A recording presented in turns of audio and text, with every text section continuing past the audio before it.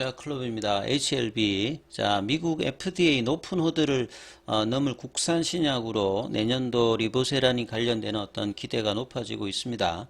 오전장의 주가는 볼린저 밴드 상단 터치하면서 장중 33,100원대까지 갔다가 지금 32,000원권에서 움직임 나타나고 있습니다. 이 부분 한번 살펴보도록 하겠습니다. 먼저 차트 흐름 한번 살펴보도록 하겠습니다. 자, HLB 차트 분봉을 좀 살펴보시게 되면 오전장에 살짝 갭다운해서 양봉을 바로 만들어내고 난 다음에 9시 27분에 33,100원대까지 빠르게 좀 올라가고 난 다음에 다시 32,000원 초반까지 밀렸다가 지금 32,500원대 부근에서 행보하면서 흐름들이 유지가 되고 있는 어떤 상태죠. 그리고 이제 중요한 어떤 이제 추세를 바꿀 수 있는 이 볼린저 밴드라는 차트 자체는 추세 지표와 변동수 지표를 같이 이제 결합했는데 지금 이 빨간선 부분 있죠. 요게 이제 상한선이고 요 옅은 이제 파란색 요게 이제 21 이평선이고 이제 볼린저 밴드에서는 중심선이고요. 밑단에 있는 짙은 파란색으로 표시한 게 이제 볼린저 밴드 하단선입니다.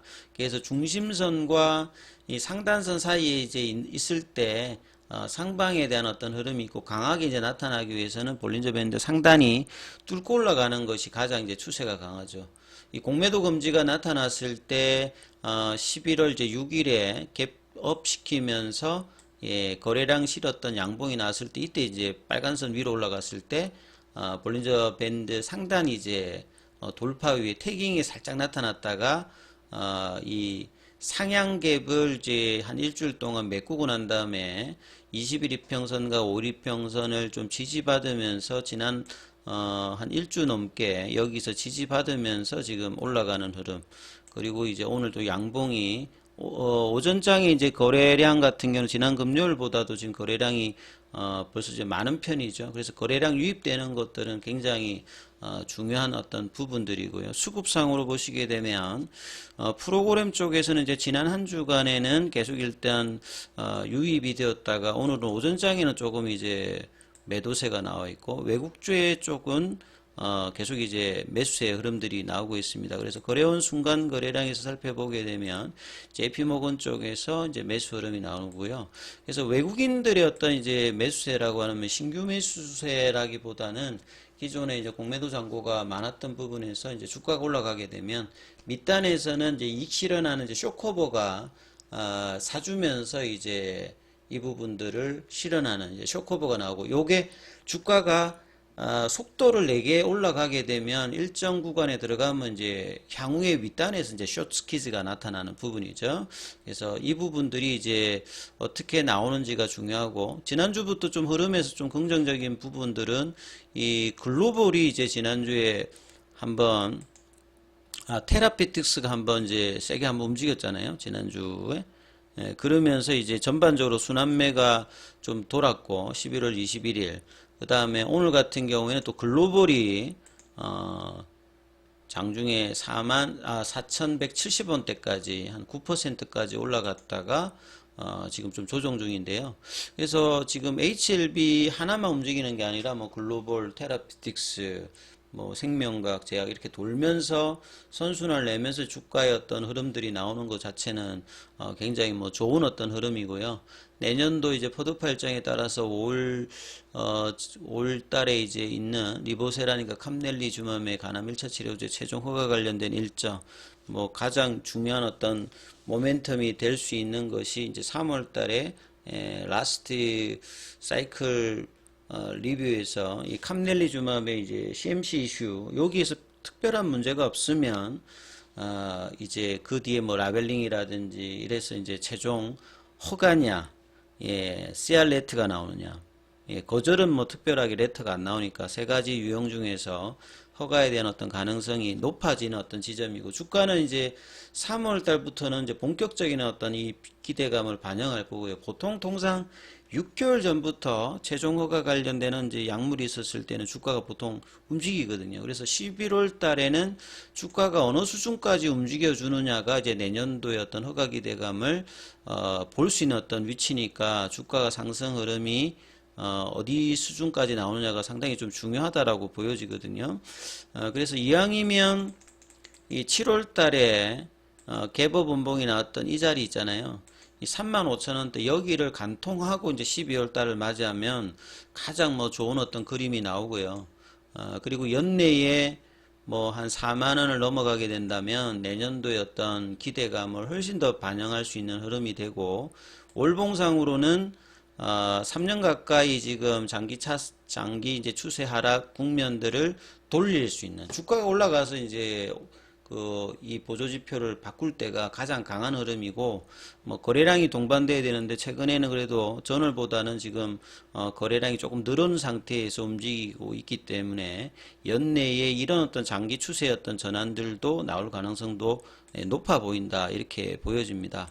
자, 기사 관련되는 부분 좀 정리를 해보면요, FDA 높은 허들, 사실 이제 주말에도 말씀드렸습니다만 중국이나 일본 같은 경우에도 약가인하와 물질 특허 제도가 나오고 나면 이제 신약 개발을 해야 되는 어떤 상황이죠. 그래서 일본이나 중국 같은 경우는 이런 과정에서 크게 보면 두 가지, 내부적인 M&A를 한다든지 아니면 방향성을 해외로 둬서 이제 인수를 하면서 이제 글로벌 빅파마로 나아가기 위해서 이 블록버스트 약물들이 이제 탄생을 하면서 일본 같은 경우에도 이제 90년대 2000년 초반에 성장을 하거든요. 중국 같은 경우도 최근에 정부의 어떤 강한 어떤 이제 드라이브를 통해서 이제 매출 기준으로 보면 이제 블록버스터라든지 FDA 이제 허가가 받는 어떤 제품들이 최근에 계속 이제 몇 개씩 나오고 있잖아요. 그래서 국내도 자, 이런 부분들이 그동안에 뭐 기술 수출이라든지 이런 가능성 측면에서만 주가가 움직였다면 이제 제대로 이제 글로벌 매출 1조가 넘는 신약의 어떤 탄생들이 이제 가시권에 이제 들어와 있다, 이렇게 지금 평가를 받고 있습니다. 그리고 2019년도에 이미 FDA를 허가받아서 직판으로 하는 이제 SK 바이오판 같은 경우에는 코로나 기간이 좀 걸리면서 이제 판매 이후에 실적이 첫 해는 뭐 127억, 21년도에 782억, 작년도에 1692억으로 계속 늘어나죠. 그래서 이런 어떤 FDA 허가 이후에 실질적으로 이제 매출도 내면서 이제 추가로 이제 대기하고 있다든지 기대가 되는 어떤 부분에 대해서도 계속 이제 관심이 높아지고 있다. 대표적인 게 뭐 셀트리온의 진펜트라고 HLB의 리보세라닙이라고 봐야 되겠죠. 그래서 HLB는 리보세라닙의 허가와 더불어서 캄넬리주맘에 이제 판권까지 들어왔기 때문에 자, 이 부분을 통해서 적응증 확장과 그 다음에 매출 규모를 이제 3년 5년 안에 피크 매출까지 올리면서 주가도 이제 이 부분이 반영하는 전형적인 어떤 흐름들을 갈 수 있느냐 여부는 결과적으로 이제 허가를 받아야 되는 거죠. 그래서 허가 가능성이 얼마만큼 높아지느냐, 1차 리뷰나 2차 리뷰에서 특별히 문제가 없었고 마지막 남은 이제 3차 리뷰에서 특별히 문제가 없다라고 하면 주가도 이제 그런 부분을 반영할 것이다. 그게 이제 지난주 이제 진양권 회장이 이 정권사 영업점 IR에서도 뭐 구체적으로 이야기했던 부분이고, 그 가능성이 사실상 높아지고 있고, 주가는 이제 아직 이 부분을 본격적으로 반영하고 있지 않습니다만 이제 뭐 반영할 거다, 이렇게 보여지고요.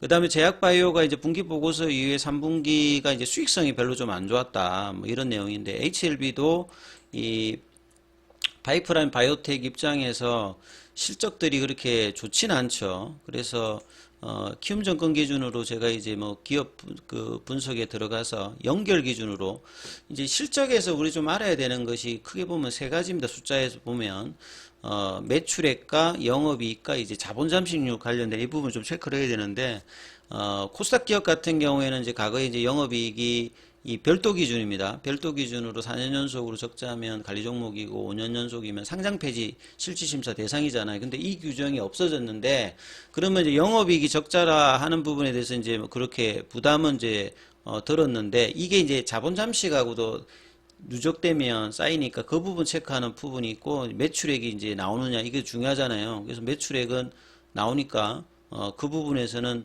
특별히 문제가 없으시고, 그 다음에 별도 기준에서 이제 이런 부분들 때문에 이제 작년도에 FA가 들어오면서 매출액이나 영업이익이 이제 사상 최대 실적을 했습니다만, 엔데믹 이후에 매출액은 3분기 기준으로 보면 거의 80% 넘게 빠졌고, 영업이익도 이제 적자잖아요. 그래서 이런 부분들이 이제 실적 단위에 영향을 주고 있고, 그 다음에 이제 자본 잠식 관련되는 부분에 계산을 할 때 가장 뭐 편하게 보시는 부분은 이 자산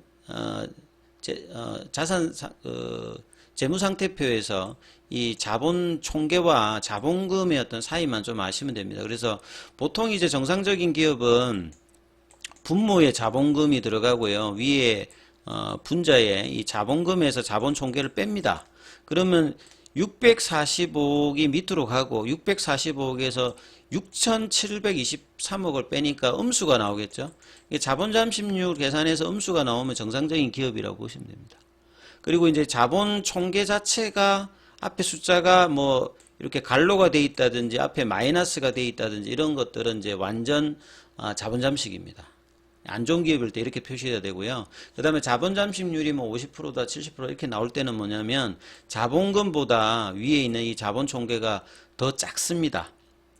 그러니까 자본금이 자본 총계보다 더 크면 이제 자본 잠식인데 뭐 HLB 보면 여기 해당되지 않죠. 그래서 재무적인 어떤 리스크 관련되는 부분은 뭐 해당 사항이 일단 HLB 나머지 이제 계열 종목들 질문하신 것은 또 제가 따로 이제 영상으로 해서 전체적으로 한번 살펴봐 드릴 거고요.